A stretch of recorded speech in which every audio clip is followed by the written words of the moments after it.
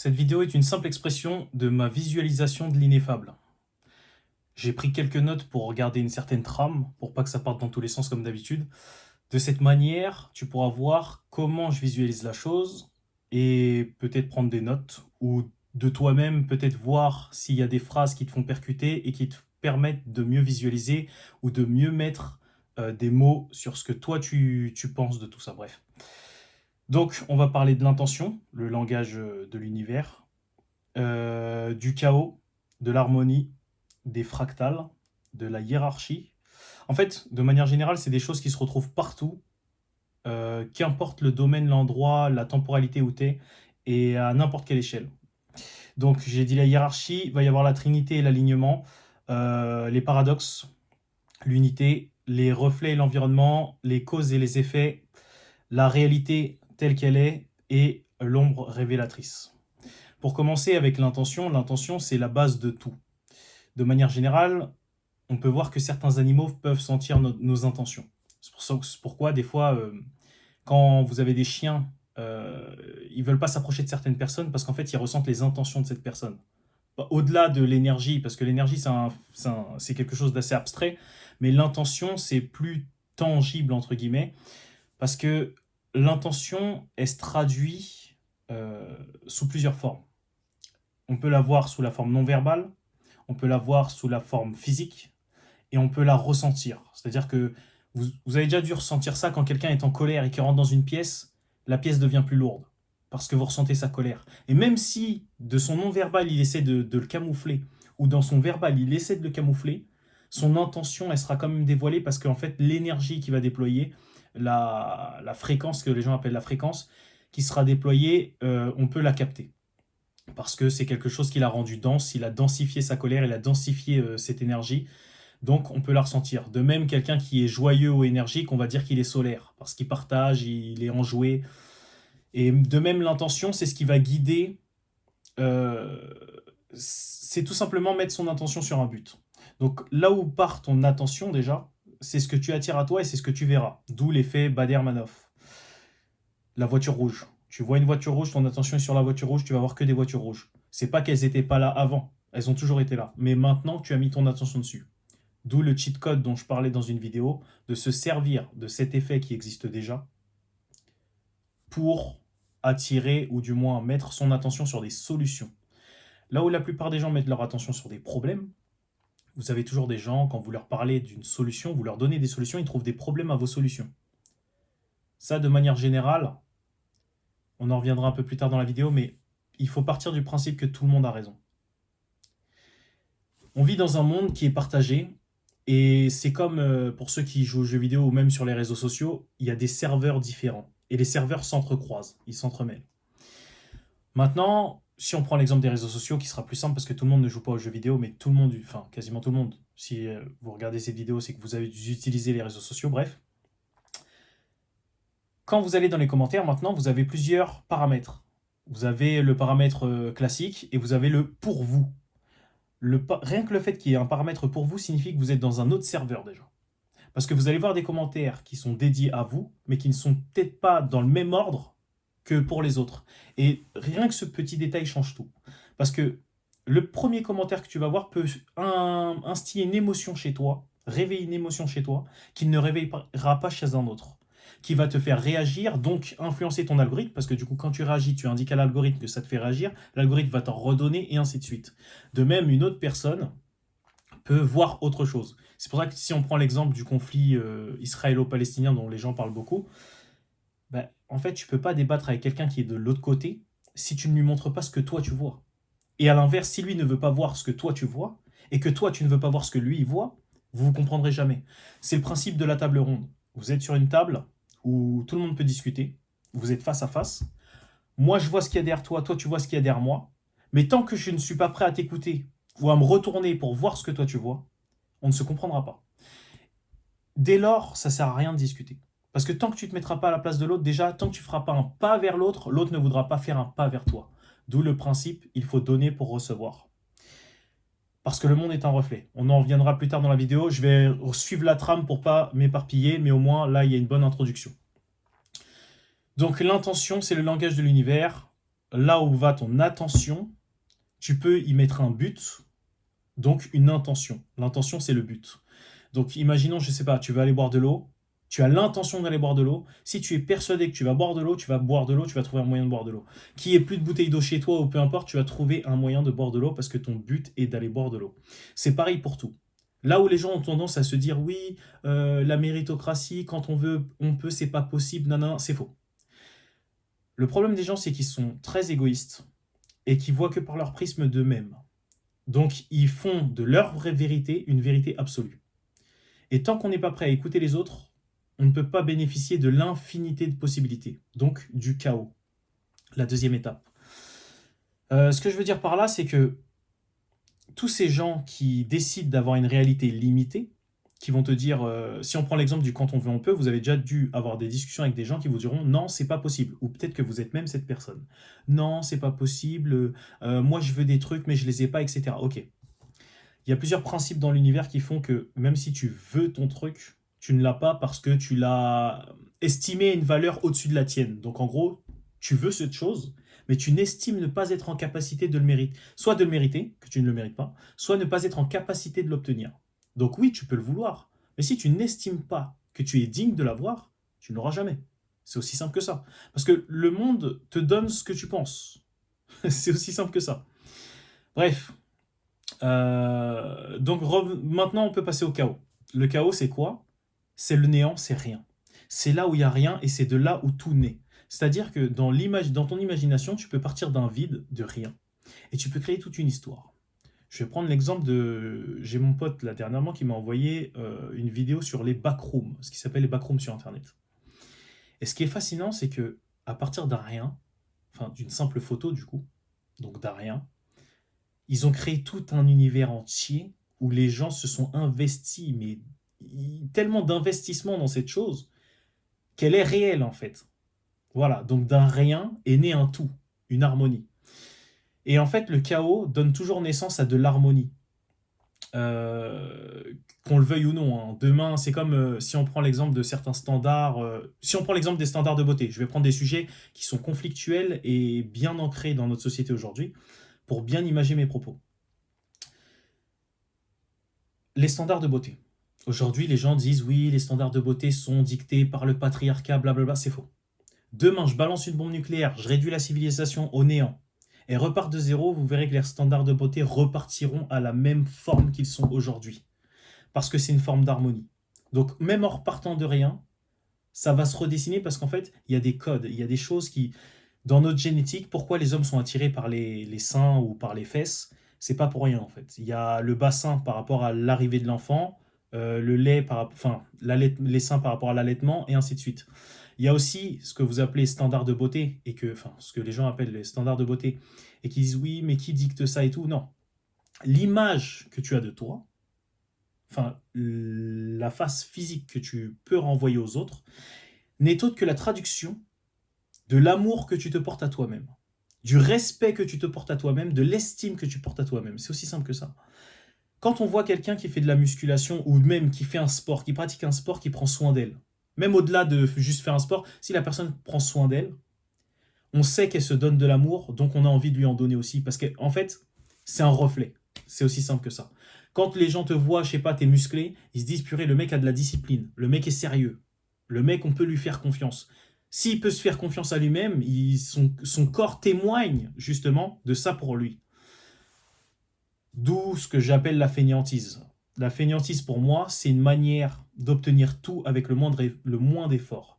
La musculation, pour certains, peut paraître être un effort très haut, mais si on regarde tous les bénéfices qu'on en tire, que ce soit dans la santé, dans les relations sociales, dans la confiance en soi, et tout ce qui entoure la musculation ou le sport de manière générale, hein, que ce soit un sport de combat, de la musculation, de la compétition, peu importe, les bénéfices qui sont autour sont tellement immenses que oui, on pourrait qualifier les sportifs de fainéants.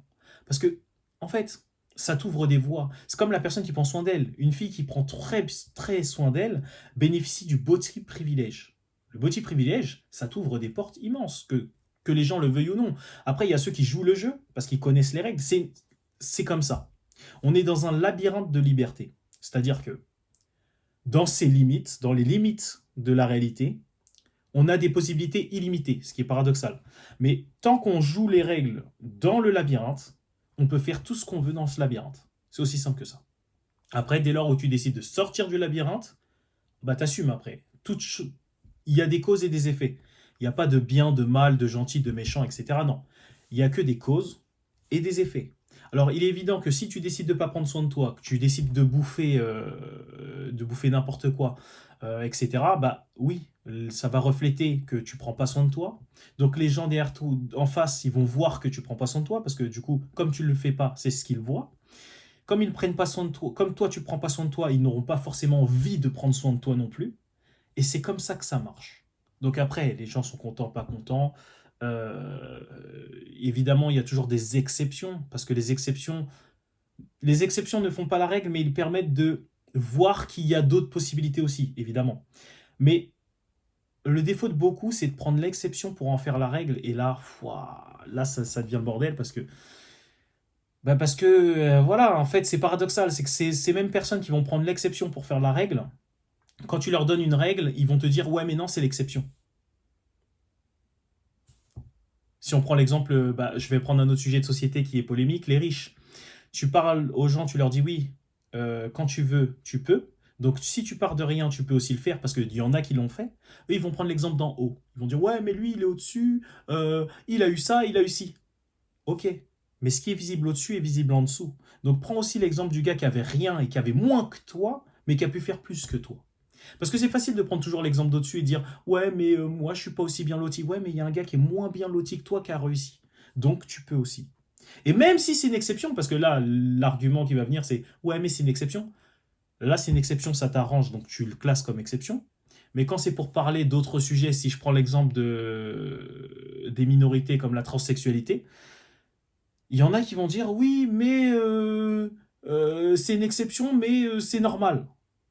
Donc, dans un cas, une exception reste une exception, et dans ton cas qui t'arrange, l'exception est normale. Bref, c'est pour ça que de manière générale, il y a un proverbe chinois qui dit celui qui parle ne sait pas, celui qui sait ne parle pas. Pourquoi? Parce que tout le monde a raison. Parce que la personne qui estime qu'une exception est plus valorisée qu'une autre, ou plus importante qu'une autre, ou mieux qu'une autre, elle aura raison. Et ça sert à rien de débattre avec elle parce que tant que vous ne serez pas sur la même longueur d'onde, vous êtes assis sur une table. Tu lui dis ouais, regarde derrière toi, moi je vois ça. Lui il te dit regarde derrière moi, je vois ça. Si toi tu es prêt à te retourner et à regarder comme lui il voit, mais que lui non, ça sert à rien de discuter. Donc de manière générale, le silence fait tout. Ça ne te sert à rien, c'est du gaspillage d'énergie, tu vas parler dans le vent, la personne va en tirer plus ou moins satisfaction ou non, ou alors ça va créer un conflit, peu importe. Ça n'a aucune espèce d'importance. Ça ne va rien t'apporter, cause et effet, il faut y penser. Qu'est-ce que tu causes quand tu fais ce genre de débat stérile et stupide? Bah, tu t'apportes rien, tu gaspilles ton énergie. Voilà, cause-effet, aussi simple que ça. Je dis pas qu'il ne faut pas rompre le dialogue comme certains font, parce qu'il y en a beaucoup. Maintenant, c'est l'inverse, c'est ah non, non, moi je parle pas avec lui. Ah non, il pense pas comme moi, je parle pas avec lui. Ouais, mais si tu parles qu'à des gens qui sont assis de ton côté de la table, vous verrez toujours la même chose. Et là, il y a un autre proverbe asiatique qui dit si vous n'êtes pas le chien de tête, vous verrez toujours le même paysage, en référence au chien de traîneau. Je vous laisse imaginer le paysage. Donc, maintenant qu'on a passé le chaos à l'harmonie, donc du rien à une certaine forme qui se reproduit, parce qu'en fait, le chaos et l'harmonie donnent les fractales. Les fractales, c'est quoi? C'est un motif qui va se redessiner, un schéma, qui sera visible et qui nous permettra d'extirper le dénominateur commun. Exemple, tous ceux qui ont réussi ont confiance en eux, ou confiance en leurs actions. Du moins, il y a le facteur confiance qui rentre en compte, obligatoirement. Et même si la personne te dit non, j'ai pas trop confiance en moi, etc., c'est pas grave. Elle a la certitude que quand elle fait la chose, elle obtient le résultat.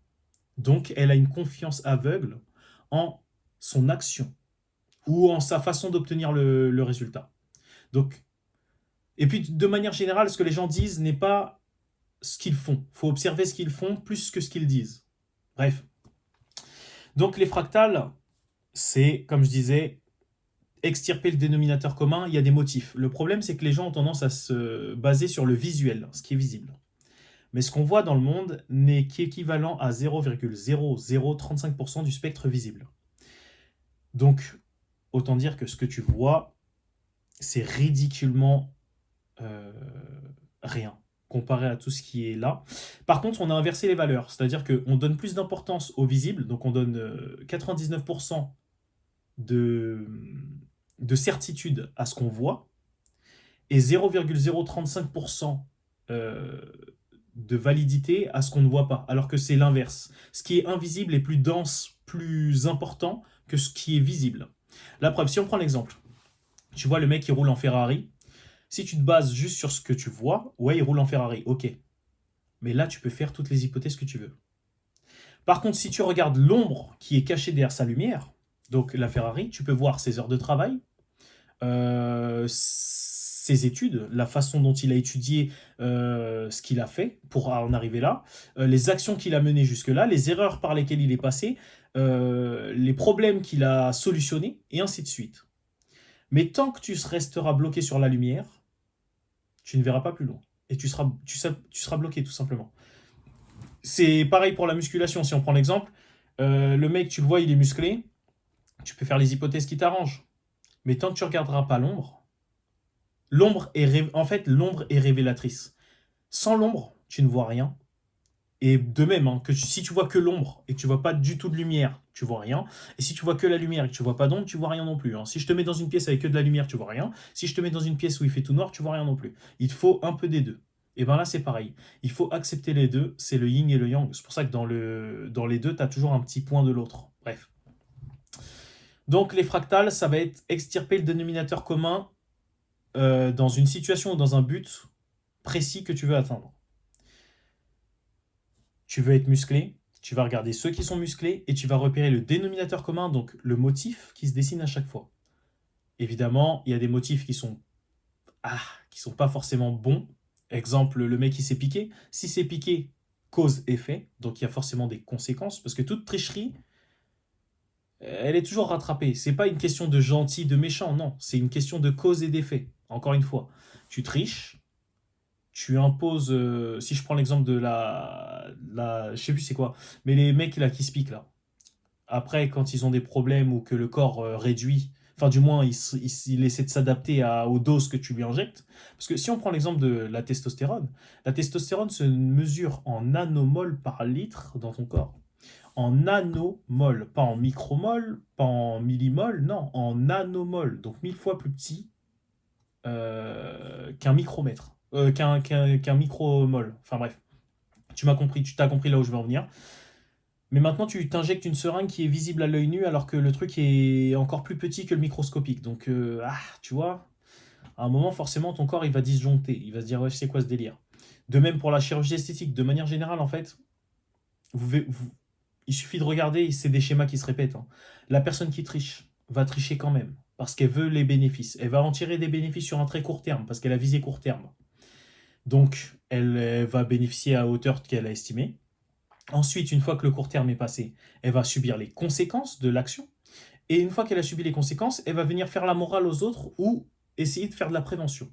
On peut le regarder dans la religion. Donc ceux qui ont bien péché avant, qui du jour au lendemain je leur jette pas la pierre, hein, c'est bien qu'ils aient eu un éveil. Ce que je veux dire par là, c'est que c'est des schémas répétitifs. La personne a pu pécher allègrement, c'est-à-dire qu'elle a bien abusé. Ensuite, elle se reconvertit. Donc voilà, mon père, j'ai péché, je suis une bonne personne.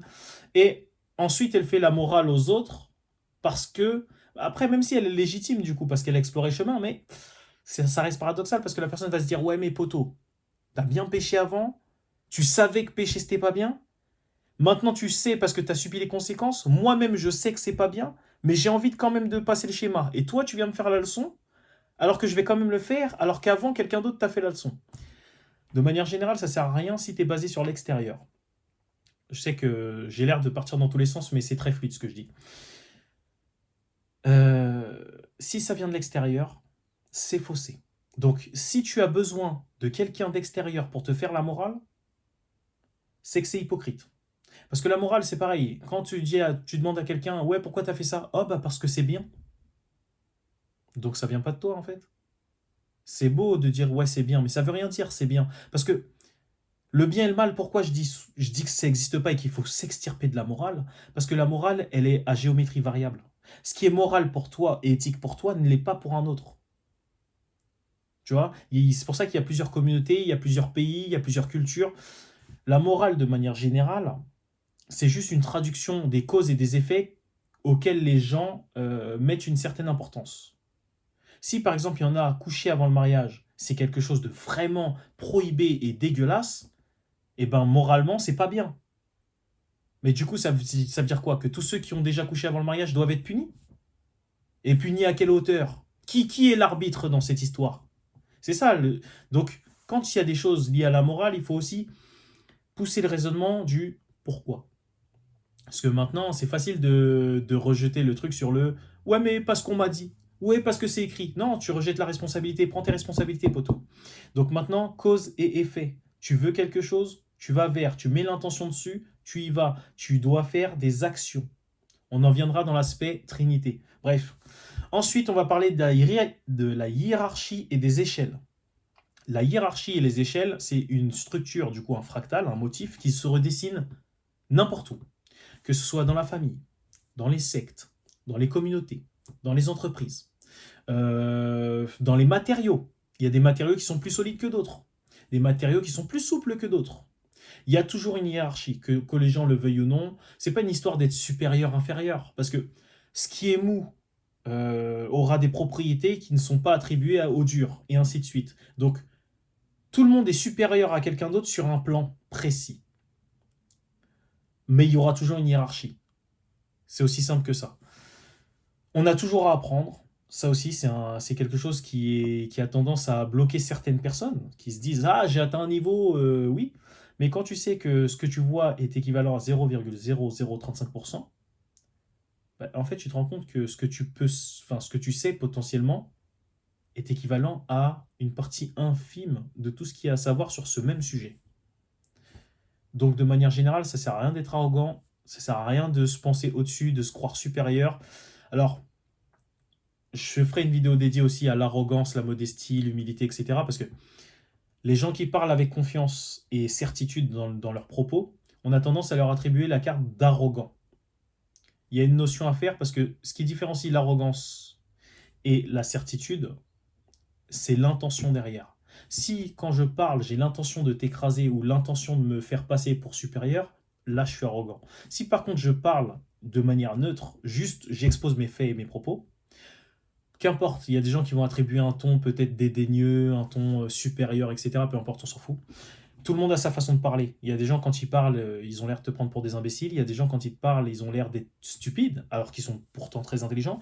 Il ne faut pas s'arrêter sur la forme, il faut regarder le fond. Encore une fois, pas s'arrêter à la lumière, mais regarder l'ombre derrière. Je le dis parce qu'on m'accorde souvent la carte d'arrogant, parce que quand je parle, je suis sur mes appuis. Voilà, aussi simple que ça. Mais voilà, malgré que je suis sur mes appuis, je suis toujours prêt à voir autrement. Comme je dis, on est sur une table ronde. Si tu es en face de moi, tu m'expliques un truc que je n'avais pas vu de cette manière-là, volontiers. Peut-être que sur le moment, je vais peut-être rester sur ma position, mais dans la journée ou même dans les minutes qui suivent, je vais essayer de me mettre à ta place, je vais regarder. Et si je veux me mettre à cette place-là, oui, bien sûr. Après, je peux aussi dire oui, je comprends et ne pas être d'accord, parce qu'on n'est pas obligé d'être d'accord avec son interlocuteur. Bref, pour en revenir à la hiérarchie, il faut bien accepter que tant qu'on joue le jeu de la hiérarchie, pour le coup, il y aura un au-dessus et un en dessous. Alors qu'il faut juste s'inhiber de ce jeu et juste admettre que oui, tu peux être supérieur à des gens sur un certain plan, comme des gens sont supérieurs à toi sur d'autres plans. C'est aussi simple que ça. Ou même sur le même plan, hein. De toute façon, c'est pour ça qu'on dit qu'on trouvera toujours meilleur que nous et toujours moins bon que nous. On est peut-être l'idole de quelqu'un, mais on a peut-être un autre idole, entre guillemets, tu vois.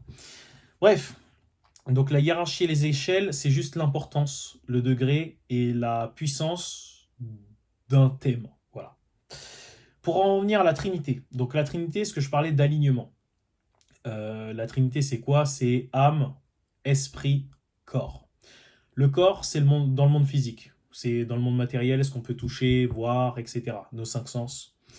L'esprit, c'est les intuitions, donc ce qui nous connecte au monde entier, à l'univers, de manière générale. C'est pour ça que des fois, dans les rêves, on va pouvoir voir ou comprendre des choses. C'est un peu comme un chat GPT en fait.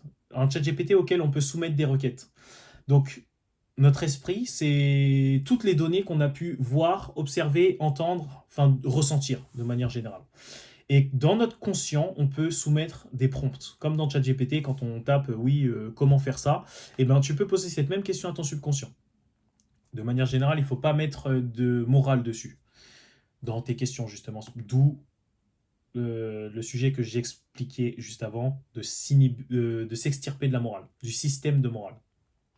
Parce que si tu poses une question en appliquant la morale, c'est en mode est-ce que je suis digne ou est-ce que je mérite ça? Non, on s'en fout. Tout ce qu'on veut, c'est comment aller d'un point A à un point B. Voilà, c'est aussi simple que ça. Mais si tu es en mode oui, je ne pense pas mériter, j'ai l'impression, tout le vocabulaire qui instille un doute dans ton esprit signifie que tu doutes. C'est aussi simple que ça. Mais quant à la certitude, tu peux avoir la chose. Notamment, dernièrement, j'avais eu un sorte d'éveil. Je crois que j'en ai parlé dans une vidéo. Bref. Je me suis posé la question, pourquoi les personnes qui ont l'air les plus éveillées, si on prend l'exemple des hippies par exemple, euh, bah en fait ne sont pas riches ou n'ont pas ne bénéficient pas de toutes les merveilles du monde. La réponse elle est très simple, hein. C'est ce que font la plupart des gens et c'est ce que j'ai fait aussi à un certain moment. C'est que il y a deux mondes. Donc comme je disais, Trinité c'est âme, esprit, corps. Donc le monde physique, le corps. L'esprit qui fait la connexion entre l'univers et notre monde physique, du coup l'invisible et le visible, et l'âme qui est connectée au monde, donc à l'invisible. Maintenant, il est plus facile de rester dans un que d'explorer l'entièreté. Parce que rester dans l'invisible, c'est rester dans l'imaginaire, et dans l'imaginaire, tout est possible. Donc on ne peut pas avoir tort. Par contre, revenir dans le physique, après avoir exploré l'imaginaire, te permet d'éprouver ta foi. Donc, ce que tu as pu imaginer, ce que tu sais possible, ce que tu es persuadé qu'il est possible, il est temps de le mettre en pratique. Mais tu sais qu'en le mettant en pratique, ça peut marcher du premier coup, comme ça peut marcher après plusieurs répétitions. Mais dans tous les cas, tu sais que ça va marcher. La seule chose sur laquelle tu peux douter, c'est le nombre de répétitions qu'il faudra faire pour l'obtenir, pour atteindre ce but. Le problème, c'est qu'il y en a qui estiment que si ça ne marche pas du premier coup, alors leur foi, elle n'est pas justifiée. Donc, ça rompt avec le principe de foi, parce que la définition de foi, c'est croyance irrationnelle. C'est-à-dire que tu crois en un truc, sans la rationalité, sans le fait d'être persuadé que c'est possible. Mais c'est le fait que tu y crois qui donne naissance à cette réalité. La définition de réel, c'est quoi? Conforme à sa définition. Donc, à partir du moment où tu peux définir quelque chose, il devient réel. C'est aussi simple que ça. On va prendre l'exemple juste d'Internet, de l'avion, du Wi-Fi, de la Bluetooth et de la gravité, des choses que tu ne peux pas voir, que tu n'as jamais aperçues en tant que quantité physique ou visible, mais qui existent bel et bien. On est bien d'accord que le Wi-Fi, tu l'utilises. Le Bluetooth, tu l'utilises. Internet, tu l'utilises.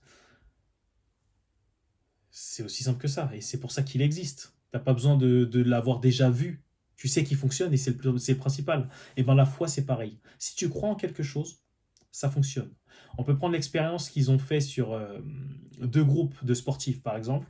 Dans un groupe, ils donnent des compléments alimentaires pour qu'ils prennent plus de masse, et un autre, ils leur donnent rien. Mais ils leur font croire qu'ils leur donnent.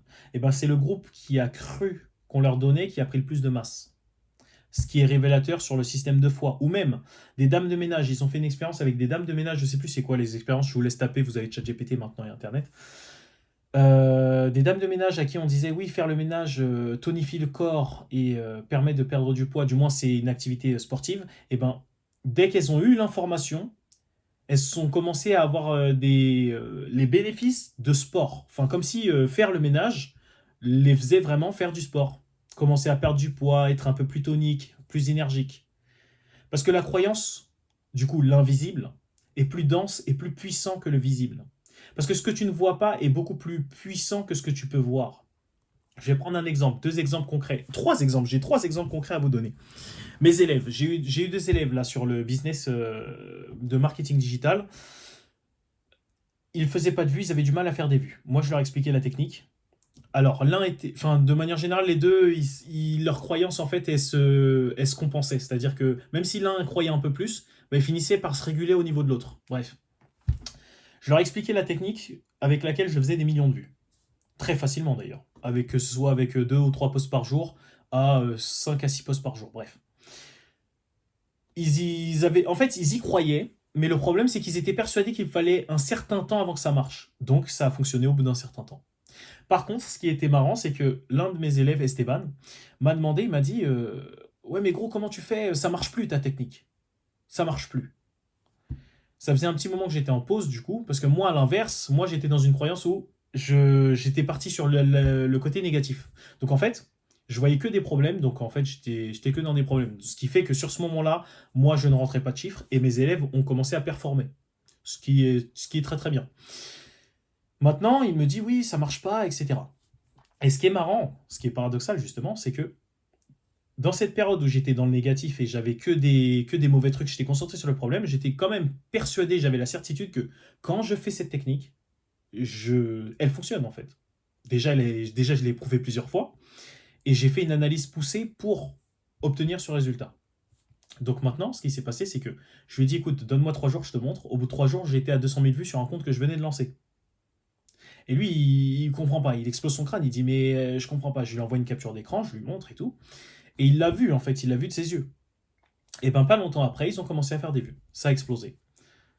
Ça a pris quand même un. Il y a eu quand même encore un petit décalage, le temps qu'ils réalisent vraiment, mais le truc est là. La technique est là, elle est bonne. Pourquoi elle fonctionnerait pour moi et pas pour toi? Si on doit extirper un dénominateur commun, c'est la confiance, la croyance. Qu'on le veuille ou non, hein. Il y a des gens, ils sont chanceux. Pourquoi? Parce qu'ils se lèvent le matin et se disent ah, je vais avoir de la chance aujourd'hui. C'est comme. Ça vous est forcément arrivé. Un matin, vous êtes levé, vous avez dit hmm, je sens que ça va être une bonne journée aujourd'hui. Bah, la journée a été bonne, pourquoi? Parce que votre attention a été sur les bons trucs, sur les bonnes choses. Ça se trouve, il y a eu des choses qui sont passées et dans une autre journée, vous aurez dit c'est horrible. Mais votre attention était sur bonne journée. Donc vous avez passé une bonne journée. C'est aussi simple que ça. Donc, premier cas. Deuxième cas, les 3 cas, en fait, les 2 derniers cas, c'est la même chose. Ça va être la musculation. J'ai deux potes qui m'ont vu prendre. Moi, je prends de la masse assez facilement parce que du coup, je me prends pas la tête, je suis un feignant, je décompose. Et ils m'ont demandé, ouais, comment tu fais pour prendre de la masse? Enfin, du moins, surtout, comment tu fais pour être aussi esthétique toute l'année? Parce que je vois pas l'intérêt de faire une prise de masse, ensuite une sèche, etc. C'est des efforts inutiles pour moi. Je suis feignant, je veux que les choses soient simples, et c'est ce que tout le monde aspire.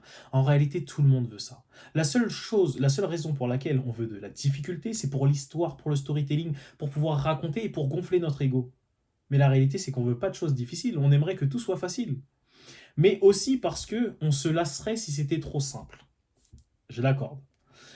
Même si, en réalité, bon, tout peut devenir simple du moment qu'on l'accepte et qu'on est en accord avec ça. Bref, je vais revenir sur le sujet.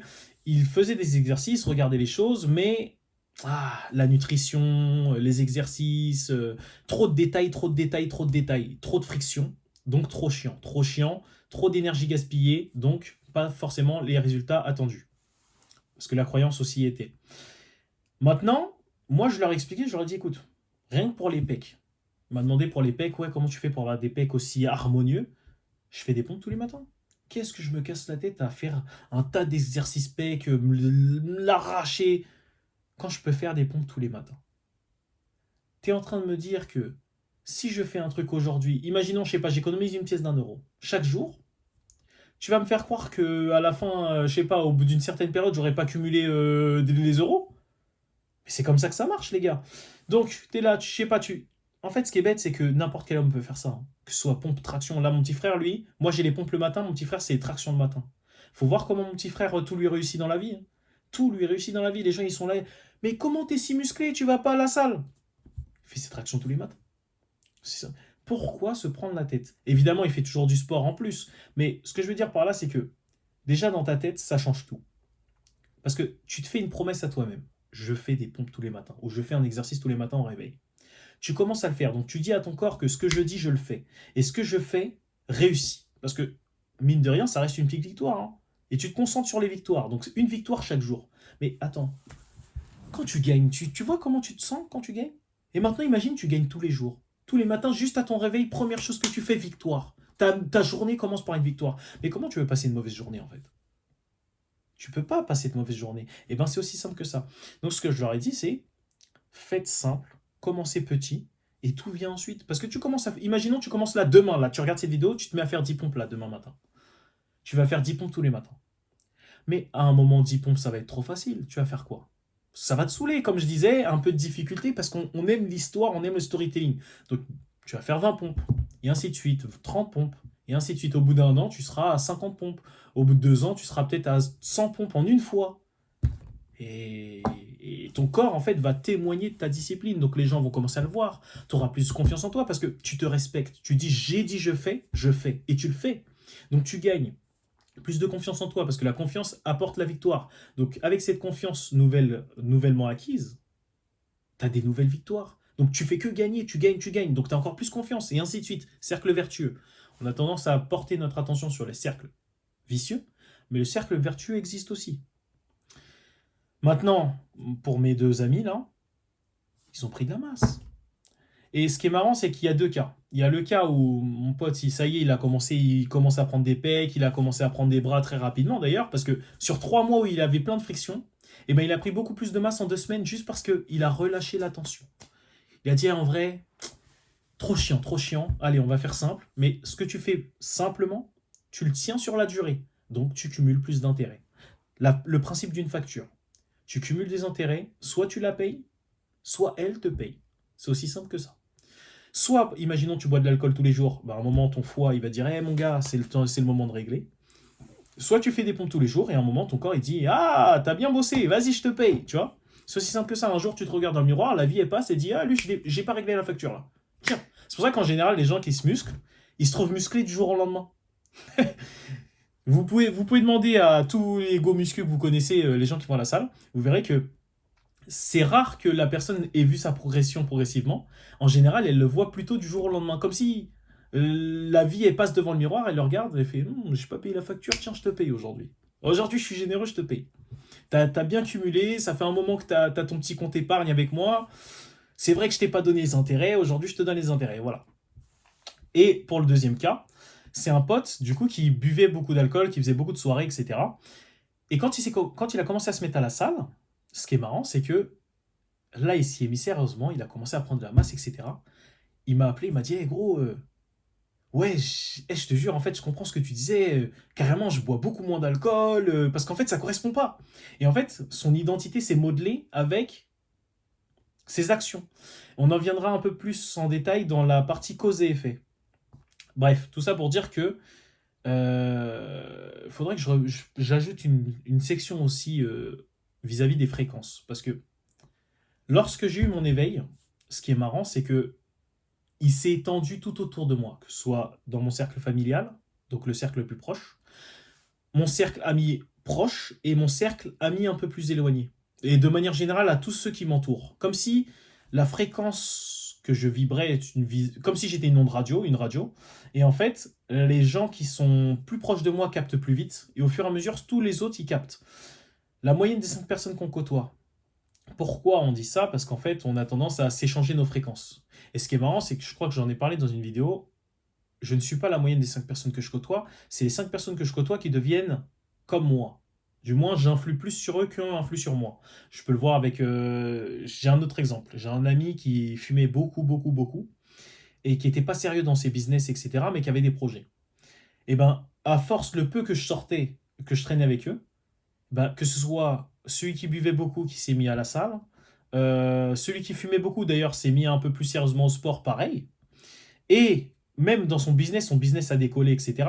Bien qu'il y ait eu d'autres facteurs, je le conçois. Il faut pas non plus... En fait, les gens réussissent d'eux-mêmes. Il y a des cartes. Vous avez des cartes, vous avez des infos, vous avez des trucs. Comme une simple discussion peut réveiller chez vous quelque chose d'immense. Comme mes élèves, ils ont réussi, mais c'est eux qui ont réussi. Ils ont réussi d'eux-mêmes. Moi, j'ai donné les cartes. J'ai dit, écoutez, tu veux savoir comment je fais? Moi, je te montre comment je fais, et après, tu te débrouilles. Et ils font tout seuls. Et c'est ça, c'est que on veut tous quand même notre mérite. C'est pour ça qu'il ne faut pas s'attribuer les réussites d'autrui.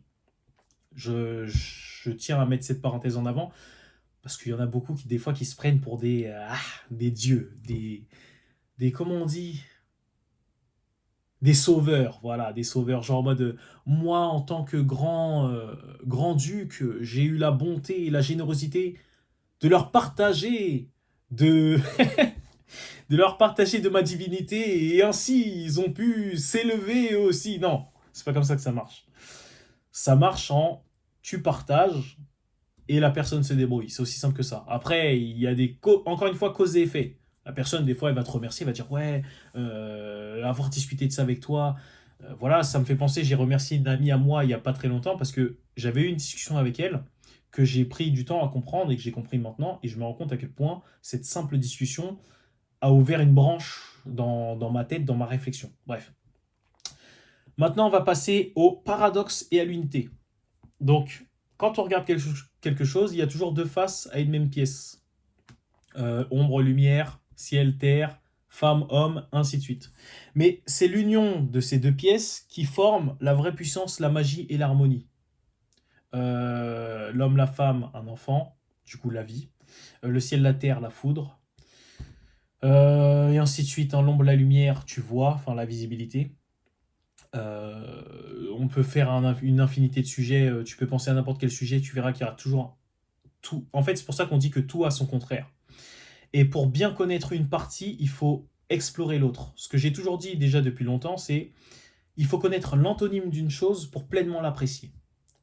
Quand tu jeûnes, tu apprécies justement de manger, et du coup, tu as beaucoup plus de satiété. Tu es rassasié beaucoup plus rapidement. Et ce qui est marrant, c'est que, notamment pour la muscu, que je sois en prise de masse ou que je veuille être sec ou peu importe, si je jeûne, en fait, je suis même pas obligé forcément de respecter ces histoires de calories, parce que il y a des gens qui vont manger juste la nourriture de leur mère et ils vont prendre de la masse de fou. Alors que des fois, ils mangent même pas 3 fois par jour ou 2 fois par jour, hein. Ils vont peut-être manger une fois par jour. Leur mère va leur faire une bonne assiette de riz, poulet, nanana. Ils vont manger, ils vont prendre plus de masse que toi, là, qui compte tes calories, etc. Pourquoi la croyance, encore une fois? Et après, pareil, il n'y a pas de friction, parce que c'est pareil, la personne qui s'ingurgite des trucs. Je sais que moi, j'ai essayé les shakers, etc. Ouah, c'est un enfer. C'est un enfer. Tu es là, tu dois compter les calories, etc. Après, je dis pas, tu peux compter tes calories quand même. Si, imaginons t'es gros, parce que c'est pareil, le mot gros, on l'a diabolisé, mais quelqu'un de gros, il est gros, hein. Les gens qui disent oui, il est fort. Non, il est pas fort. Je lui donne 200 kilos, il est pas fort. Il va pas soulever 200 kilos. Il est gros.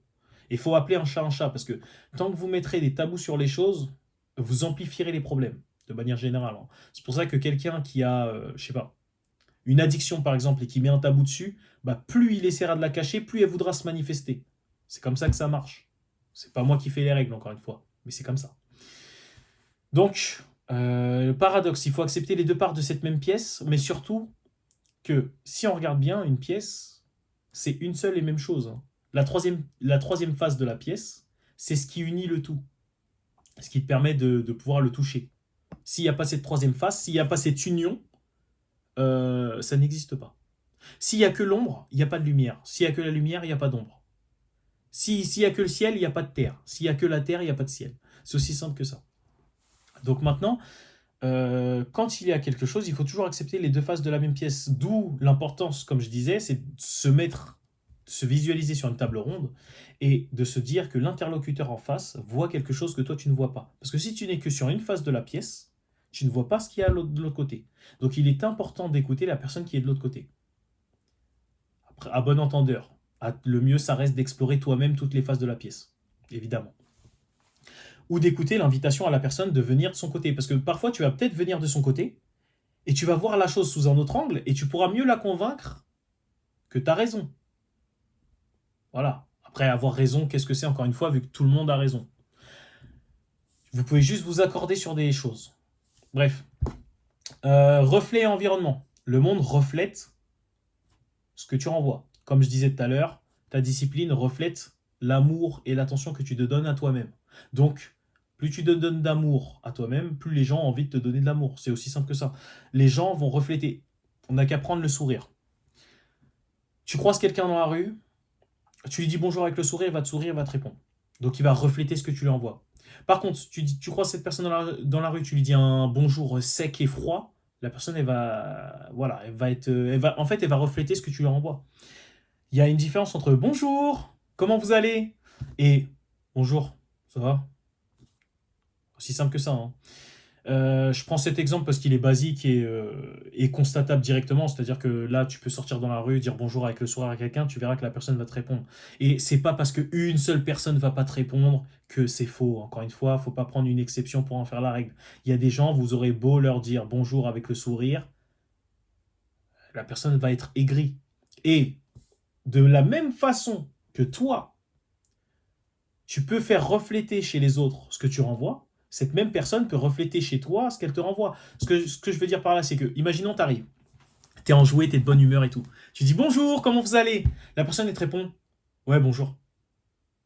Eh ben, soit tu décides de rester sur ta fréquence, t'es de bonne humeur, et t'es tellement de bonne humeur que, bon, lui, tu t'en fous, et les autres, dans tous les cas, les autres vont te refléter. Soit tu décides de le refléter lui, et comme lui, il a été aigri avec toi, tu commences à être aigri avec les autres. Donc, tu laisses les autres te contaminer. Et d'où l'importance de garder l'importance, en gros, une pondération sur ce que tu penses toi et ce que pensent les autres. C'est toi qui décides de qui a quel pouvoir. C'est toi le dénominateur commun. Alors, c'est pour ça que les gens, des fois, ils me disent, ouais, mais comment tu peux avoir confiance en toi alors que tu as raté ce truc? Je sais pas parce que je l'ai raté une fois que je peux pas le faire. Et de manière générale, je pars du principe que si je l'ai fait une seule fois, je peux le faire quand je veux, ou si quelqu'un l'a fait, je peux aussi le faire.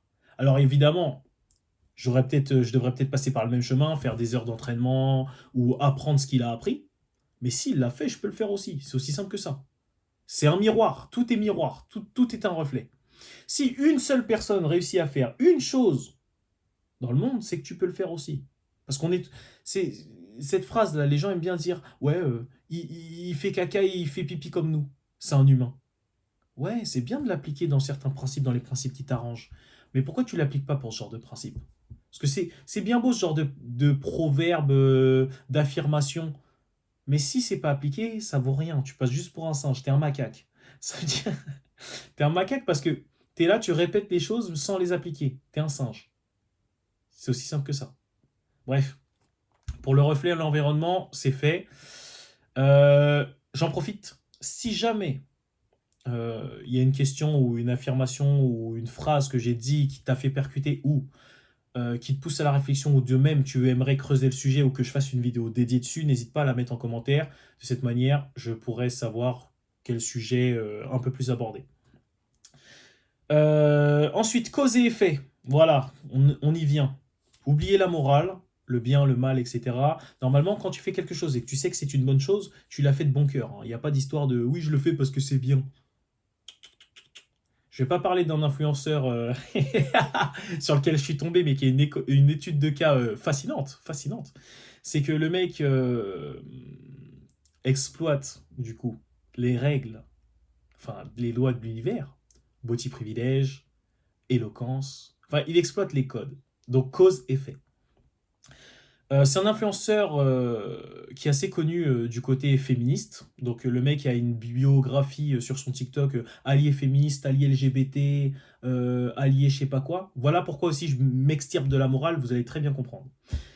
Pourquoi je n'aime pas la morale? Parce que de manière générale, quelqu'un qui prône la morale est fondamentalement amoral ou immoral. Voilà. C'est-à-dire que cette personne, sous couvert de la morale, va pouvoir faire les pires dingueries, les pires salissures. Parce que plus la personne est exposée à la lumière, plus son ombre elle est opaque. C'est un principe de base. Donc plus la personne met en avant sa vertu, pire elle est.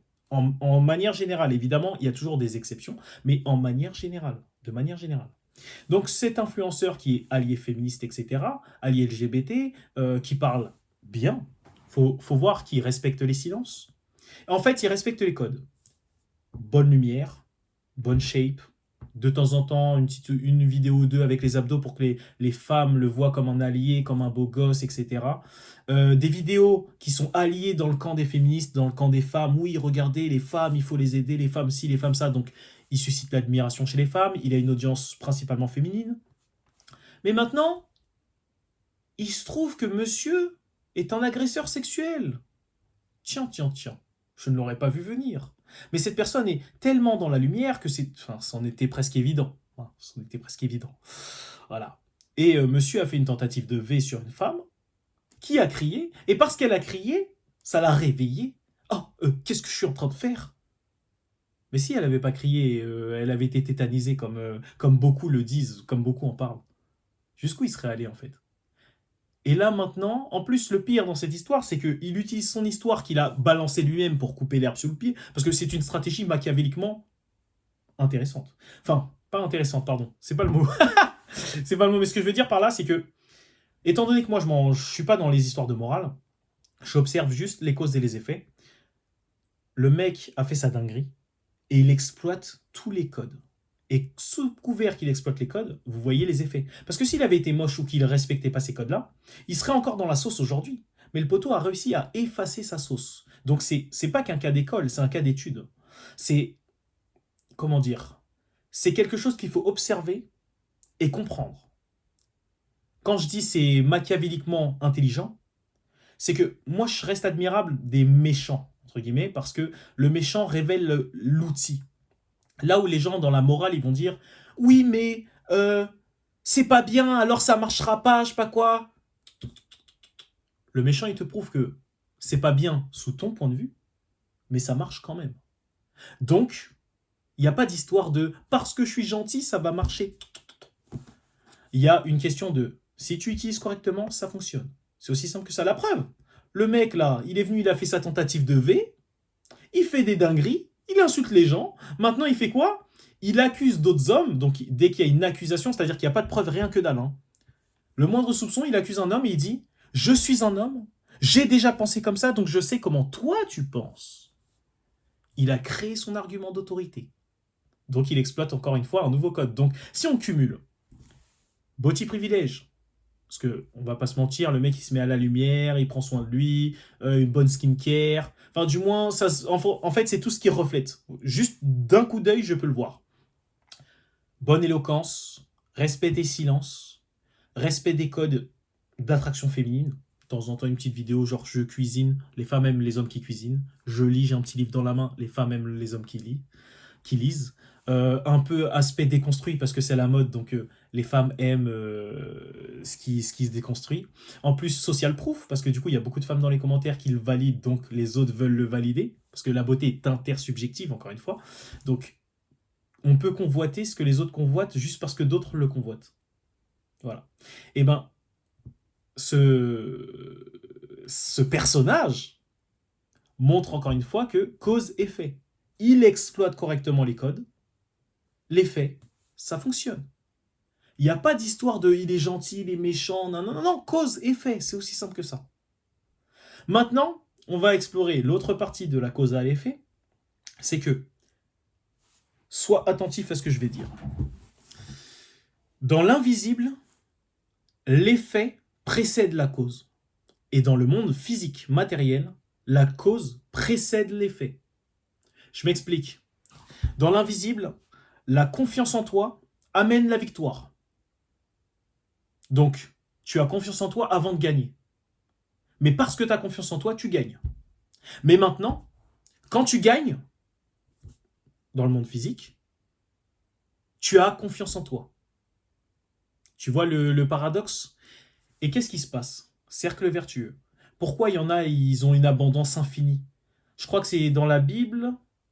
Je sais plus c'est quoi le verset, mais c'est un truc du genre à celui qui sera dans l'abondance, on donnera, et celui qui n'a rien, même rien lui sera pris. Cercle vertueux, cercle vicieux. Mais là où les gens vont se mettre à rester sur la lumière, du coup les 0,0035%, donc le texte, oui mais c'est horrible, moralement c'est dégueulasse, pourquoi celui qui n'a rien on lui prend tout, et celui qui a tout on lui donne encore? Libère-toi de la morale. Encore une fois, la morale, c'est un spectre, c'est un truc c'est des lunettes qu'on t'a mis sur les yeux qui t'empêchent de voir correctement. Retire la morale et regarde l'ombre. Qu'est-ce qu'il y a derrière cette phrase? Ce qu'il y a derrière cette phrase, c'est l'exploitation des cercles vertueux et l'exploitation des cercles vicieux. T'es malheureux, le monde reflète des raisons pour toi d'être malheureux, du coup, cause et effet. Encore une fois, dans l'invisible, l'effet précède la cause. Donc, imaginons tu as peur, tu conduis, tu as peur de te prendre le trottoir, mais ta peur est tellement intense que le monde est obligé de la justifier. Donc il va dire, je vais prendre un exemple pour ceux qui ont, pour ceux qui ont fait des bêtises étant petits et qui ont été punis. Est-ce que vous avez déjà entendu cette phrase où tu commences à pleurer avant de te faire gronder et ton parent, ton père ou ta mère te répondent « Ah, tu pleures? Je vais te donner une raison de pleurer. » Eh bien, l'univers réagit de la même manière. T'es là, t'as un excès de peur abusé, alors que c'est pas justifié. Eh ben, l'univers va devoir la justifier. Donc, imaginons, tu conduis, t'as peur de te prendre le trottoir, mais t'as tellement peur de te prendre le trottoir, bah, tu finis par te le prendre. Bah ouais. L'univers, il est obligé de justifier. Attends, t'as eu peur à un niveau tellement intense. Il est obligé de justifier. Pareil pour la confiance en toi. T'as tellement confiance en toi que t'es obligé de gagner. L'univers, il est obligé de justifier. Sinon, il comprend pas. Il va dire, attends. Il a confiance en lui, mais il n'a pas encore gagné. C'est pas cohérent. Moi, j'aime les choses cohérentes, donc je vais le faire gagner. Donc, je vais lui dessiner des tapis rouges sur le terrain, et il aura juste à les emprunter, il va marquer des paniers. C'est aussi simple que ça. C'est aussi simple que ça. Tu as confiance en toi, tu as la certitude. La certitude, tout simplement. Tu es sûr que quand tu fais l'action, elle aboutit. Tu es sûr que tout travail amène un résultat. Tu es sûr que quand tu veux, tu peux. C'est aussi simple que ça, hein. C'est comme ça que ça fonctionne, hein. Y a pas de magie, il y a pas... De toute façon, deux choses, hein. Quand je fais mes vidéos, je ne prétends pas avoir la vérité absolue, mais comme je disais, tout le monde a raison. Donc moi, pour moi, j'ai raison. Pour ceux qui veulent m'écouter et y croire, ils ont raison aussi. Maintenant, tu y crois pas, encore une fois, est-ce que je vais me fatiguer à te faire comprendre que la mer est salée? Non, je n'irai pas chercher un verre, remplir le verre pour te ramener et te faire boire, parce que tu me diras, ouais, c'est toi qui as ajouté le sel dans l'eau. Si tu ne veux pas y croire, tu n'y croiras pas. Maintenant, force est de constater. Force est de constater, si toi-même, tu te déplaces jusqu'à la mer et tu bois, tu verras que c'est salé. Mais tant que tu ne seras pas prêt à faire le pas, tu n'y croiras pas. Comme je disais, confiance en toi, victoire. C'est paradoxal, mais c'est comme ça. Tu peux regarder tous ceux qui réussissent autour de toi. Tu verras que le pattern, le dénominateur commun, c'est ils ont confiance en eux. Et même si la personne, parce que j'entends déjà, oui, mais tu sais, dans certains cas, les exceptions, vous aimez trop prendre les exceptions pour justifier. En fait, même de manière générale, allez, on va partir dans cette réflexion. Oui, il y a une exception. Dans cette réflexion, pardon. Oui, il y a une exception. Qu'est-ce que ça t'apporte de te mettre dans cette place d'exception? Explique-moi. Parce que quand c'est pour être exceptionnel et dire aux gens, oui, je suis exceptionnel, ça te dérange pas d'être l'exception 1. Mais là, quand il y a des trucs négatifs, tu veux être à cette place-là. Donc en fait, tu choisis l'improbable quand ça t'arrange. C'est ça. C'est-à-dire que quand il faut gagner, ah non, c'est trop dur, rien de difficile, hein. Parce qu'encore une fois, c'est quoi? Tu travailles un peu, mais comme tu crois pas, parce que c'est pareil, hein, c'est toujours une question de croyance, hein. La personne, elle va te dire, oui, quand on veut, on peut, ça marche pas. Oui, parce que tu crois pas en toi. C'est simple que ça, hein, poteau. T'es là, oui, moi je vais à la salle, ça marche pas. T'es allé à la salle combien de fois? Tu y as pas cru. Enfin, en fait, c'est aussi simple que ça. Quand je fais mes vidéos pour partager, mais d'un autre côté, en fait, ça peut sembler horrible ce que je vais dire, mais que la personne qui écoute la vidéo, qui m'écoute quand je parle, me croit ou pas, ça change rien à ma vie. Et c'est un fait. De la même manière que quand toi, tu parles à quelqu'un d'autre, si la personne ne te croit pas, ne t'écoute pas ou ne veut pas voir ce que tu peux lui apporter, ça ne change rien à ta vie. L'erreur, c'est de donner un pouvoir trop important à d'autres personnes. C'est pour ça qu'il y a beaucoup de personnes qui ont des problèmes affectifs. Ils disent oui, j'ai besoin d'attention, j'ai besoin d'affection. Quoi? Quoi? Mais t'es fou, quoi. Ça veut dire que t'es en train de dire que t'as besoin absolument de l'attention de quelqu'un d'autre pour être heureux. T'as besoin de l'amour de quelqu'un d'autre pour être heureux. Mais si cette personne ne t'aime pas et t'aime jamais, ça veut dire que tu seras jamais heureux. Je prends cet exemple parce qu'on m'avait demandé, oui, mais comment tu fais pour être heureux et tout machin? Je dis, bah, je sais pas, je me suffis à moi-même. Enfin, je sais pas, je peux boire de l'eau, ça me rend heureux. Je peux manger n'importe quoi, ça me rend heureux. Enfin, je peux même juste marcher, ça me rend heureux. Enfin, je sais pas. Il y a des gens, ils peuvent pas marcher. Il y a des gens, ils peuvent pas boire. Il y a des gens, ils peuvent même pas voir, ils sont aveugles. Il y a des gens, ils sont sourds, ils peuvent pas entendre. Toi, tu es là, tu peux écouter de la musique, tu peux regarder des films, tu peux conduire, tu peux faire des trucs. Et t'es là, t'es en train de me dire, ouais, t'as besoin d'autres trucs, t'as besoin d'autre chose. T'as besoin d'un truc extérieur, d'une source extérieure. Mais ça veut dire quoi? Ça veut dire si demain on te débranche, c'est comment? En fait, c'est ça qu'il faut se dire aussi, parce que vous arrivez bien à le faire quand c'est pour certaines choses. Par exemple, Pour des compléments alimentaires, il y a des gens qui disent ouais, j'ai pas envie de prendre des compléments alimentaires parce que si je les prends, ça voudrait dire qu'il faudrait que je les prenne tout le temps et tout, c'est chiant. Tu manges tous les jours, ça te dérange pas. Tu bois tous les jours, ça te dérange pas. Tu te brosses les dents tous les jours, ça te dérange pas. Enfin, et je comprends pas là. Il y a des trucs, faut m'expliquer en fait. Bref, j'ai divagué un peu sur la dernière partie, mais l'ensemble était clair. Maintenant, on a exploré cause et effet, on va passer à la réalité et au visible. Moi, ce que je disais avec la cause et l'effet. Donc la définition de ce qui est réel, c'est conforme à sa définition. Si je te soumets une idée, je te l'explique, je viens de la définir. Cette idée existe. C'est aussi simple que ça. Il n'y a pas besoin qu'elle soit visible, qu'elle soit je sais pas quoi. Les gens ont tendance à dire que ce qui est réel, c'est ce que je croirais quand je le verrai. Ouais, si tu le vois jamais en fait. Parce que YouTube et Internet, le Wi-Fi, Internet, le Bluetooth, tu les verras jamais en fait. Et tu y crois. Hein, donc tu vois que le raisonnement est paradoxal. Hein. C'est comme ceux. Après, je prends l'exemple pour ceux qui aiment. C'est les athées qui aiment bien utiliser cet argument de ouais, Dieu, je l'ai jamais vu. Dieu ci, Dieu ça. Oui, si Dieu existait, il n'y aurait pas de guerre dans le monde. Alors, je sais que là, je vais faire une bifurcation dans la vidéo, mais le raisonnement de dire oui, si Dieu existait, il n'y aurait pas de guerre dans le monde ou je sais pas quoi, il est extrêmement simplé. Je vais pas dire stupide parce que il est naïf, voilà, naïf. Naïf parce que c'est un mot un peu plus gentil et tout, machin, mais il manque cruellement de réflexion. Parce que regardez, quand on se base sur la morale, justement, c'est là qu'on dit oui, Dieu, machin, machin. Ok. Mais maintenant, tu sais que quand il y a les médias, par exemple, ils peuvent choisir ce qui est bien ou mal. Là, demain, je sais pas, l'État décide que embrasser sa femme, c'est mal. Tu fais comment en fait? Tu m'expliques? Tu fais comment? Tu vas arrêter d'embrasser ta femme? Non. Tu vas transiger à la règle. Et si tu transiges à la règle, est-ce que ça fait de toi quelqu'un de mauvais? Là, tu vas me dire non. Parce que là, l'exemple, il est évident pour toi. Il est évident. Maintenant, regarde.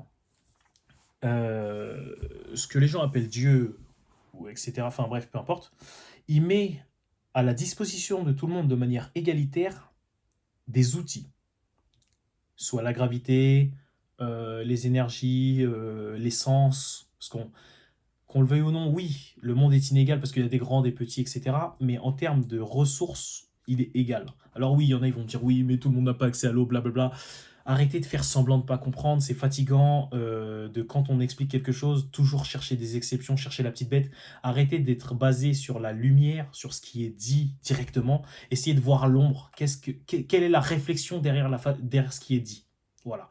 Parce que c'est fatigant aussi. Enfin, j'ouvre une parenthèse, mais c'est fatigant quand vous parlez à quelqu'un, vous expliquez un truc, et la personne trouve toujours une exception ou un truc stupide à dire, parce que c'est un truc stupide, hein, de trouver un truc pour contrecarrer en restant sur le textuel. Parce qu'on sait très bien que des fois, quand on veut exprimer une pensée, c'est assez difficile quand même l'exercice d'exprimer sa pensée correctement. Parce que tu veux parler, tu veux exprimer quelque chose, et tu dois donner forme à quelque chose qui n'a pas de forme.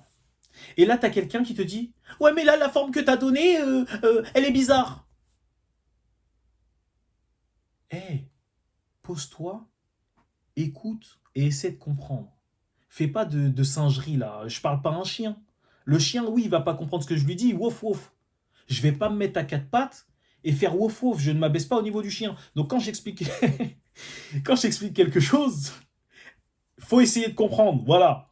Je sais qu'il y a des gens intelligents. Les gens intelligents vont comprendre. Mais voilà. Si t'es pas capable d'avoir un minimum de réflexion, faut quitter. Faut quitter. Faut quitter. Faut quitter.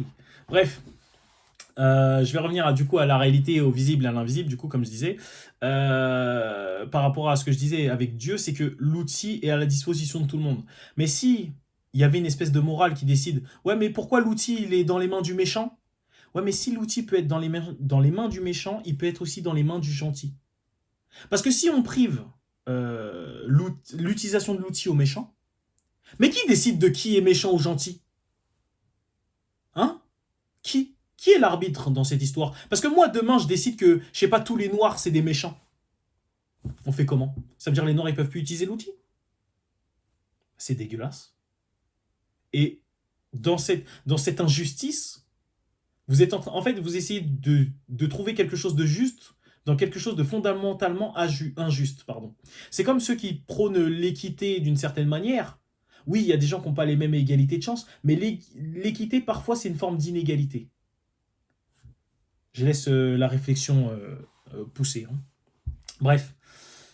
Maintenant, on va venir à la dernière partie de la vidéo. L'ombre révélatrice, ce que je dis depuis tout à l'heure, c'est quand il y a quelque chose que tu vois, que tu entends, que tu perçois, que tu ressens, essaie de voir plus profondément qu'est-ce que ça cache derrière. Ok? Parce que, je sais pas, imaginons, t'as un mec, il roule à fond sur la route, c'est limité à 80. Le mec, il est à 130, 150 et il te double. Toi, t'es là, tu dis, ouais, quel chauffard, quel salopard, le mec, il est là, il roule comme un fou, nan. Mais ça se trouve, je sais pas. Il a quelqu'un qui est en danger à la maison, il fallait qu'il rentre tout de suite, tout de suite, tout de suite. Le mec est pressé. Parce que quand c'est ton cas, tu arrives à dire oui, mais c'est une exception. Oui, mais dans ce cas-là, j'avais. Parce que la première chose que tu vas faire, toi, c'est que tu vas te justifier. Mais quand c'est quelqu'un d'autre qui va faire l'action, tout de suite, tu vas l'accabler. Tu vas la. Allez, hop, sur le bûcher. Donc, de manière générale, quand il se passe quelque chose, au lieu de partir sur un raisonnement tout de suite négatif, tout de suite impulsif, comme une pulsion animale, parce qu'on n'est pas des chiens. Le chien, oui, il peut réagir comme ça, c'est un chien. Mais toi, tu es un humain, tu es censé être plus intelligent, plus malin que ça. Donc parfois, quand il y a des trucs, essaie de faire l'exercice de réfléchir à qu'est-ce que ça peut cacher derrière. Ok? Aussi simple que ça. Des fois, il y a des gens, je vais prendre un exemple tout bête. J'ai envoyé un. Là, dernièrement, il y a le chiffre 44 et 444 qui me suivent partout. Je vois ce chiffre partout, partout, partout. Et je suis tombé sur le profil Instagram d'une fille qui avait mis 444 dans son pseudo. Donc maintenant, moi, je fais quoi? Je lui envoie un DM. Et comme je sais que moi, je travaille sur des comptes de clientes et de femmes sur les réseaux sociaux, je sais que des fois, vous avez souvent 100 ou 200 DM par jour pour certaines. Ah, voilà. Donc j'ai commenté une publication comme tu fais quand tu contactes quelqu'un en fait. Quand tu contactes, je sais pas, un influenceur ou peu importe des gens même qui travaillent beaucoup ou quoi, tu peux envoyer un message, mais comme c'est noyé dans les DM, tu peux commenter une publication ou une story pour attirer l'attention, pour pouvoir enclencher la discussion. Bref, il n'y a rien de mal. La personne, du coup, je lui envoie le message, machin, et la personne, elle me répond d'une manière, ouah, dinguerie. Limite, elle m'insulte. Je dis, bon, la personne a passé une mauvaise journée. Je lui dis tranquillement, ouais, tu penses pas que t'abuses un peu? Bon, bref, c'est pas grave, désolé du dérangement, bonne journée. La personne est enchaînée, elle surenchérit, elle surenchérit. Ça veut dire, t'as vu, la discussion est terminée, je t'ai dit, ok, désolé du dérangement, fin. T'es là, tu surenchéris. Mais le truc que j'aurais pu me dire, c'est bon, vas-y, je vais répondre et tout. J'ai répondu vite fait, mais après, je me suis juste dit, bon, la personne a passé une mauvaise journée. Fin. Qu'est-ce que je vais me casser la tête à essayer de me dire oui, mais non, non, non, à partir dans des émotions? Non, ça sert à rien. La personne a passé une mauvaise journée. J'ai essayé de lui expliquer vite fait. Elle n'a pas voulu comprendre. Donc, encore une fois, tu vois, on est assis sur une table face-face. Elle me dit, ouais, je sais pas quoi. Enfin, bref, elle me dit, oui, ça sert à rien de m'envoyer des DM, je sais pas quoi. Je t'ai posé une simple question. Je t'ai juste demandé, ouais, j'ai vu que tu as mis le chiffre 444 dans ton pseudo. J'aimerais savoir si tu sais à quoi ça correspond, etc. Personne, enfin, bref, la personne m'a limite insulté en me disant, ouais, t'as qu'à regarder sur Internet, je sais pas quoi. Sur Internet, on peut trouver tout et son contraire. Et c'est vrai que des fois, on aime bien poser la question à la personne directement parce que cette personne peut avoir une vision particulière et même t'amener sur une piste de réflexion autre. Bref, peu importe. Tout ça pour dire que des fois, il y a des gens, faut pas prendre personnellement ce qui se passe. Il y a des gens, des fois, ils vont passer une mauvaise journée, ils vont vouloir vous insulter, etc. Ça sert à rien de rentrer dans le jeu parce que vous allez refléter ce qu'elle renvoie chez vous, ce qu'elle renvoie sur vous. Si elle a passé une mauvaise journée, elle est en colère, etc.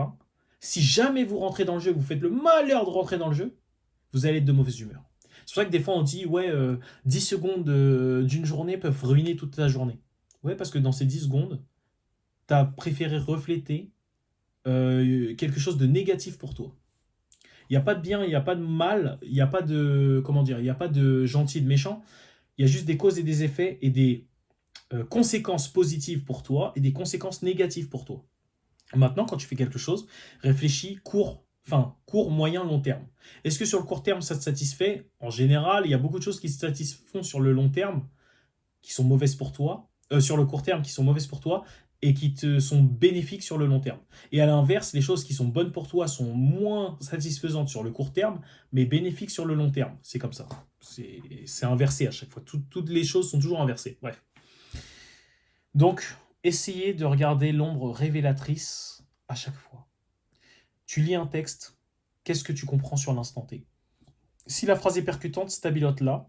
Tu verras que quand tu reliras le texte plus tard, tu y verras une autre forme. Ce qui signifie que t'as peut-être pas exploré l'ombre. T'es peut-être resté sur la surface. Peut-être sur la surface, le texte, il t'a percuté, genre en mode oh, la phrase, elle est banger. Bah, c'est comme la phrase que j'ai dit en début de vidéo, celui qui parle ne sait pas, celui qui sait ne parle pas. C'est une phrase elle est belle en fait, dans l'harmonie dans la sonorité, elle est jolie. Mais si on s'arrête juste au truc, on se dit, ouais, celui qui sait ne parle pas, ça veut dire que tous ceux qui se taisent, ils savent. Et tous ceux qui parlent, ils savent pas. Bah, si tu appliques bêtement le principe comme un singe, parce que c'est écrit comme ça, bah, tous ceux qui parleront, tu diras, bah non, c'est des imbéciles. Et tous ceux qui parleront pas, tu vas dire, ah, c'est des génies, ils sont trop intelligents. Regarde l'ombre, va un peu plus loin, pousse un peu la réflexion. T'es pas un chien, t'es pas un animal, t'es pas une vache. À un moment, t'es doté d'une réflexion. T'as été béni, en fait. T'as la chance. Voilà, quand les gens ils disent oui, mais tout le monde n'a pas les mêmes chances et tout. Ouais, t'as pas les mêmes chances. T'aurais pu être une mouche, mon pote. T'aurais pu être une mouche. T'es là, t'es né humain, tu te plains. T'aurais pu être une putain de mouche. À chercher de la merde tout. À chercher de la merde partout, tout le temps et tout. Et t'aurais été heureux en plus à le faire. Parce que ça aurait été ta fonction. Mais ce que je veux dire par là, c'est que t'as la chance de pouvoir bouger, je sais pas, t'as tes 10 doigts, t'as tes deux bras, il y en a qui ont qu'un bras, il y en a ils ont pas de bras, et ils sont heureux, ils sont même plus heureux que toi. Donc à un moment, dénominateur commun. Même là, je lis des livres notamment sur l'énergie sexuelle par exemple. Ça c'est un sujet qui est assez tabou ici, la sexualité comme l'argent hein, finalement, ou la spiritualité. Quand tu regardes bien, c'est assez tabou quand même parce qu'on l'attribue tout de suite au fou du bus. Bref. Et en fait, dans ce livre, il t'explique même que même d'un nouveau-né, tu as des choses à apprendre, hein. Parce que le nouveau-né, il respire correctement. Il respire en gonflant ses poumons en entier. Nous, on respire plus correctement. On gonfle plus nos poumons en entier, de manière générale. C'est pour ça que quand on prend la respiration en mode manuel, on peut gonfler nos poumons en entier. Et c'est aussi pour ça que, là, j'ouvre une autre parenthèse, mais ta respiration, c'est ta manière de communiquer directement avec ton corps. Je prends un exemple. Tu es en colère, ton cœur bat un peu plus vite. Mais si tu prends une inspiration profonde et que tu te remets à une respiration normale, t'es plus en colère. Voilà. C'est comme ça que moi, avant, j'étais quelqu'un de très impulsif. Très, très, très impulsif à un niveau très élevé, hein. Par exemple. Et ben, les gens, ils soupçonneraient jamais que j'étais impulsif. Jamais, jamais, jamais. Pourquoi? Parce que maintenant, si jamais je sens la colère monter, inspiration, expiration, fin. Détachement. C'est aussi simple que ça. Ok, là j'ai la colère qui monte. Qu'est-ce qui s'est passé? Pourquoi je suis en colère? Qu'est-ce que je ressens là maintenant? Ah, lui il m'a pas respecté. Ouais, lui il a fait ça comme ça. Ok, ça m'énerve. Ou moi-même je me suis pas respecté parce que j'ai agi comme ça dans ce moment-là. Je suis en colère. Voilà. Les émotions sont que des messages, hein. Bref, c'est tout pour cette vidéo. Je sais pas comment je vais l'appeler, mais de manière générale, s'il y a un sujet qui t'a fait percuter ou une phrase ou peu importe que tu as pris en note, je te laisse la noter en commentaire pour que je puisse regarder et même faire une vidéo ou même qu'on puisse en discuter ou en débattre. Voilà, hein.